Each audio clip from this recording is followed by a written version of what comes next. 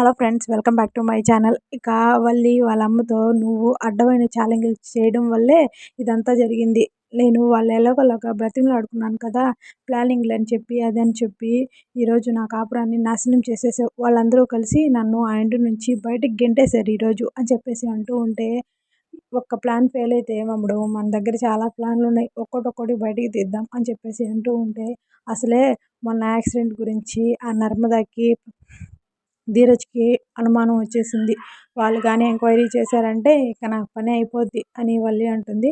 ఇక తర్వాత ధీరజ్ ఫోన్‌లో వాళ్ళ ఫ్రెండ్‌కి కాల్ చేసి, "రేయ్! లారీ నంబర్ పంపించాను గదా! ఆ టైంలో ఆ లారీ అక్కడ ఎందుకుంది? ఆ డ్రైవర్ ఎవరు? నాకు తొందరగా పంపించు. యాజ్ ఎర్లీ యాజ్ పాసిబుల్ త్వరగా పంపించురా" అని అంటూ ఉంటాడు. సరే అంటాడు వాళ్ళ ఫ్రెండ్. ఇక తర్వాత ప్రేమ, "ధీరజ్, అమ్మ ధీరజ్ రా అమ్మ" అని అంటూ ఉంటే ఇక అక్కడికి వెళ్తాడు. "ఏంటి? ఏమైంది?" అని అంటూ ఉంటే, "నాకు ఆకలేస్తుంది" అని అంటూ ఉంటే, "పక్కన ఇడ్లీ ఉంది కదా! తీసుకొని తిను" అని అంటూ ఉంటే, "పక్కన ఇడ్లీ ఉన్నా తీసుకొని తినలేని పరిస్థితిలో ఉన్నాను" అని చెప్తుంది ప్రేమ.